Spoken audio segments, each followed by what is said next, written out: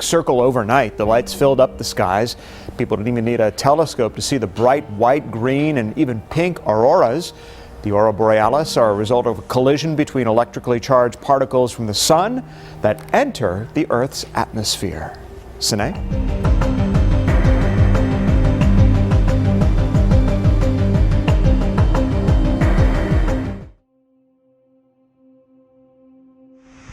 The Victoria Falls, the biggest curtain of falling water in the world, but not right now, and maybe no longer. The waterfall which divides Zambia and Zimbabwe has fallen to its lowest level in about 25 years. It often dries up in sections on the Zambian side, but this is much worse than normal. It's a fraction, and the huge walls of rock should be covered with cascading water. We took to the air in a microlight to better see the dramatic change, exacerbated by a long drought and a delayed rainy season. There's no doubt it's still one of the most spectacular visual feasts you'll ever see, but it seems to be disappearing. This is a site which has delighted people for centuries, and now look at it. The impact is dramatically stark from this angle. The world's largest falls now down to a trickle in places. If we're not careful, we're going to lose this site entirely. The UK's former chief scientist, Professor Sir David King, has said he is scared by the pace of climate change. In an interview with the BBC, he has warned that extreme weather events such as the melting of ice, hurricanes and wildfires are happening sooner than expected. He's called for the UK to advance its climate targets by 10 years. But some scientists say emotive language over global warming is making young people depressed. Wildfires are burning across Indonesia. Their smoke is choking people in cities. Forests are aflame in Brazil too, and also in Australia, way ahead of the usual wildfire season. Professor King says we can't prove a link yet with human-driven climate change, but it would be foolish to assume these events were not linked. It's not just because they huddle together by the thousand that makes penguins so hard to count. It's because they do so in the most remote places on the planet. Great swathes of Antarctica are too isolated even for a plane to reach, but now scientists are counting penguins from space. Satellite photos are so good individual birds can be spotted against the ice, and they found there are twice as many penguins as they had once thought. This used to be the second largest emperor penguin colony in the world. But they're in trouble. Emperor penguins need sea ice to breed on, and it's melting as the world warms. The places where emperor penguins can breed and successfully live will become smaller and smaller until maybe there won't be any left. There will still be some emperor penguins by the end of this century, in 80 years' time, but in most cases by then their populations are plummeting downwards. So how much longer they will survive after that depends very much on what we as a species do and how we change the climate over the coming decades. Antarctica has lost 3 trillion tons of ice over the last 25 years. Half of that has been in the last 5. What happens to the rest is uncertain, and scientists are drilling deep into the ice sheet in the search of clues. He points to the massive ice melt in the Arctic as further evidence of an overheating planet. The ice loss is right at the top of the forecast range. We're seeing extreme weather events just rolling out year after year with massive loss of life. Rising sea levels, rising temperatures, changes in weather patterns impacting on farmers and everybody. Is this a scary scenario? Of course it is. And how should we react as human beings to this scenario? We have to all pull together and understand the challenges and act to stop it. The summer's heat waves in France are another instance of freak weather. They broke previous records by an amount that astonished scientists.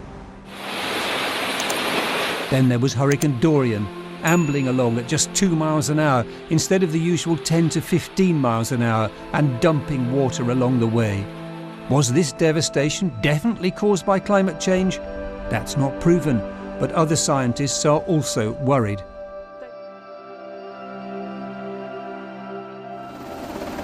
From the air, the true extent of these floods and landslides can be seen. This helicopter is on its way to the region of Labac, where dozens of people were buried and communities cut off. Medical aid and food supplies are being flown out to the tens of thousands of people who have lost their homes or simply can't get back to them. This muddy splish-splosh is now a familiar sound across Indonesia's washed-out communities.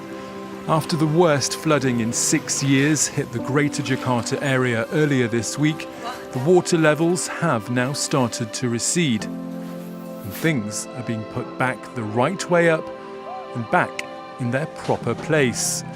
As a mammoth cleanup gets underway, residents have all been taking stock. I didn't manage to leave with all of my possessions. I've lost the stall that I run. My house is still there, but the windows and doors have gone.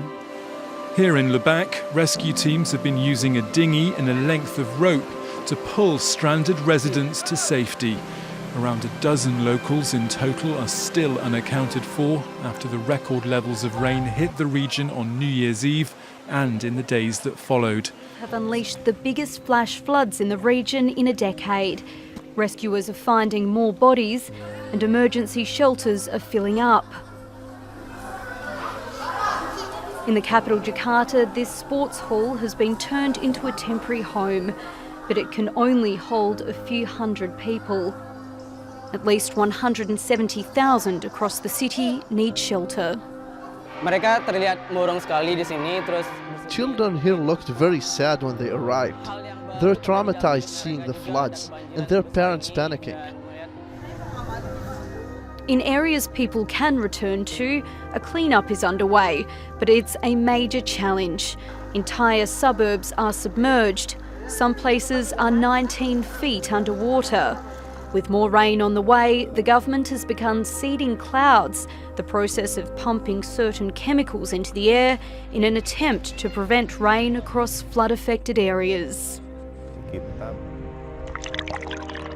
The drop in water levels has had a drastic effect, creating islands in the Zambezi which weren't there before. Zambia is heavily dependent on hydropower, but the river's flow has dwindled to a third of last year's, causing power cuts hitting businesses and wildlife. These hippos are standing on the riverbed, slap bang in the centre of one of Africa's mightiest rivers. Look at that one. Yeah, some past years the hippo, they were not found like on the mid of the river. But now this year, because of the drought, yeah, they are found on the mid of the river, which is not a good sign. The lack of water is threatening much more than Zambia's wildlife, which attracts hundreds of thousands of tourists every year. Zambians are desperate, forced to dig deeper and deeper to find water. The cattle rush for whatever is doled out. They are showing visible signs of months of little food.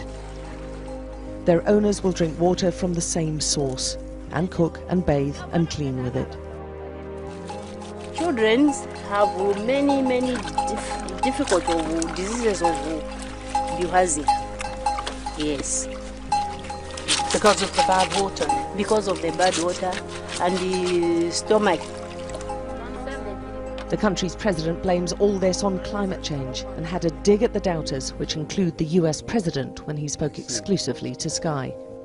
It's a serious problem, a genuine one, and I get surprised when people trivialize it and say it's not real. Probably they're living in a different world, but this world we live in, Zambia, we are feeling the effects of climate change very adversely, and they're impacting on everyone. It's called Mount Situnya, the smoke that thunders, but without some intervention quickly, the president's warning some of the continent's natural riches could be lost forever.